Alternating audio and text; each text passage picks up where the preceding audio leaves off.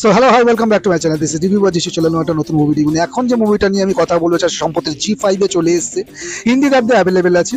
আর এই মুভিটার নাম করার আগে বলি, এই মুভিটা নিয়ে যতজন মানে বেশিরভাগই যারা রিভিউ করেছিল আগে যখন হলে রিলিজ করেছিল তখন কিন্তু অনেকেই কেস খেয়েছে, স্ট্রাইক পেয়েছে। ওকে, তো মুভিটার নাম বলি, মুভিটার নাম হচ্ছে কেডি দ্য ডেভিল। হ্যাঁ, এই মুভিটার আমি ট্রেলার বা আগে রিভিউ তো কিছু করিনি, তবে একটা গান এসেছিল, ঐতিহাসিক একটা গান এসেছিল সঞ্জয় দত্তর, তো সেই গানটারই আমি রিভিউ করেছিলাম।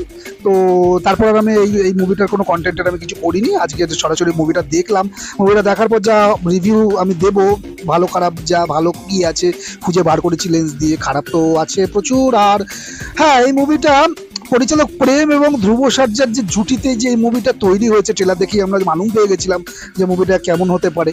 তেমনটাই হয়েছে এক্সপেকটেশন বার্ডসটা তুমি সেই কারণে ট্রেলার দেখে সেট করে যাও, তেমনটাই পাবে। অল ওভার রিভিউতে বলছি, এই মুভিটা ছেড়াকাটা করি, তো চলো রিভিউ করি। এই মুভির গল্পটা যদি ছোট করে বলি, গল্পের ব্যাকড্রপ হচ্ছে 1970 দশকের ব্যাঙ্গালোর। আমাদের হিরো কালিদাস ওরফে কালী, যেটা ধ্রুব সর্জা প্লে করছে, একজন সাধারণ একটু বোকাশোকা টাইপের খ্যাপাটে ছেলে যে নিজের পরিবারকে পাগলের মতো ভালোবাসে। তার বড় ভাই ধর্ম, যেটা রমেশ অরবিন্দে প্লে করছে, একজন নীতিবান শিক্ষক যে কালীর এই উচ্ছৃঙ্খল জীবন একদম পছন্দ করে না। এই কালীর আবার অদ্ভুত এক ক্রাশ বা ফ্যান বয় মোমেন্ট আছে শহরের সবচেয়ে বড় এবং ভয়ঙ্কর গ্যাংস্টার ঢাকা দেবা, যেটা সঞ্জয় দত্ত প্লে করছে, তার উপরে ক্রাশ আছে, বুঝতে পেরেছো তো?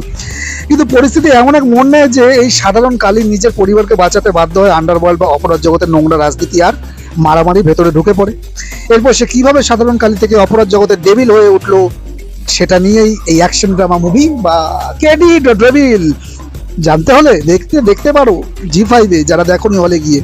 চলো, আমি এই মুভিটা না খুঁজে কিছু পজিটিভ দিক পেয়েছি, বলে ফেলি চটপট। মার্টিন মুভিটা মনে আছে? ওই মার্টিন সিনেমা সে অদ্ভুত লাউডনেস থেকে বেরিয়ে এসে এখানে ধ্রুবর অ্যাকশন অনেক বেশি রিয়েল লেগেছে, মানে ওই মুভিটার থেকে, এবং ভালো লেগেছে ওই মুভিটার থেকে। ওকে, আর স্ক্রিনে তার ফিজিক্যাল প্রেজেন্স, এনার্জি পুরো সিনেমাটাকে একাই টেনে নিয়ে যাওয়ার জন্যই পরিচালক প্রেম তার উপর কাঁধের মধ্যে এটা দিয়েছে, আর কাঁধ খুব চওড়া। হ্যাঁ, তো নিয়েছে, বয়ে নিয়ে গেছে। ওকে, আর সিনেমাটোগ্রাফার উইলিয়াম ডেভিডের ক্যামেরা ওয়ার্ক বেশ দারুণ। বিশেষ করে একটা সিনেমা হলের ভেতরে ছাতা আর তলোয়ার নিয়ে যে মারামারি সিকোয়েন্সটা আছে, তোমরা দেখলে বুঝতে পারবে। বা যদি বলি সিঙ্গেল শট অ্যাকশন সিনগুলো, সেগুলো দেখলে ভালোই লাগবে। তো মাস মোমেন্ট আছে, এটাই বোঝা যাচ্ছে। ওকে, আর সঞ্জয় দত্ত এবং শিল্পা শেট্টির আন্ডারওয়ার্ল্ড কাপল হিসেবে স্ক্রিনে বেশ ভারী একটা ওজন তৈরি করা হয়েছে। আর শেষের দিকে কিচ্ছা সুদীপের একটা ধামাকা ক্যামিও আছে, যেটা স্পয়লার একেবারেই না। এতদিনে মোটামুটি সোশ্যাল মিডিয়াতে এই মুভি আমার এই বিষয়টা নিয়ে লোকে জেনেই ফেলেছে, দেখেই ফেলেছে, তো স্পয়লার নয় এটা। এইবার চলে আসি সরাসরি কিছু নেগেটিভ ইস্যুতে।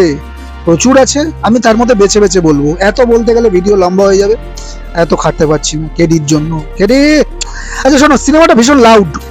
পাত্রপাত্রী থেকে শুরু করে ব্যাকগ্রাউন্ড মিউজিক সবাই যেন সারাক্ষণ চেঁচাচ্ছে। হিরোইন ম্যাচেট লক্ষ্মী, যেটা রেশমা নানাইয়া প্লে করছে, এবং কালীর রোমান্টিক সিনগুলো মিষ্টি হওয়ার বদলে হাই ভলিউম ঝগড়ার মতো শোনায়, যে একসময় কানের 12টা বাজিয়ে দেয়, বুঝতে পেরেছো? এইবার ভীষণ চেনা একটা প্রেডিক্টেবল গল্প তোমরা এই মুভিতে দেখতে চলেছো। সেই কেজিএফ বা পুরোনো দিনের গ্যাংস্টার সিনেমা চিবানো ফর্মুলাই কিন্তু এখানে নতুন করে গিলিয়ে দেওয়ার চেষ্টা করা হয়েছে। তাও আর গলা নতুন করে চিবাতে পারবে না। শোনো, নতুনত্ব বলতে কিছু নেই, এক কথা বুঝে নাও। সেকেন্ড হাফে গিয়ে গল্পটা একদম চেনা ছকে চলে যায়, রক্তপাত, কাটা পা, রিভেঞ্জ নেওয়া, ব্যাস কাটাকাটি দিয়েই চালিয়ে যেতে চেয়েছে মুভির পরিচালক। ব্যর্থ চেষ্টা করেছে, এটাই বলবো। দেখলে বুঝতে পারবে ওয়ার্ক করে না সিনগুলো। আচ্ছা, সিনেমাটার এডিটিং এর স্টাইলটা বড্ড খাপছাড়া। মাঝে মধ্যেই মনে হবে কোনো সিনেমা নয়, ইনস্টাগ্রাম রিলস বা মন্টাজ দেখছো। একটা দৃশ্য ঠিক মতো জমে ওঠার আগেই ধূপ করে অন্য দৃশ্য কেটে যায়। তো আমি এইগুলোই ছিল, বুঝলে, এগুলোই ছিল নেগেটিভ দিক। আরও আছে, ধৈর্য খুলেবে না সবগুলো শোনার জন্য। তো আমি ফাইনাল বাড়ি দিচ্ছি, তুমি যদি মাথা খাটাতে না চাও এবং ওয়ান ম্যান আর্মি টাইপের ধুমধারাক্কা মারামারি ডায়লগ বাজিয়ে চড়া ব্যাকগ্রাউন্ড মিউজিক পছন্দ করো, তবে কেডি দ্য ডেভিল তোমার জন্য one time decent to below average হিসেবে ভালো এন্টারটেনমেন্ট, এটাই বলবো।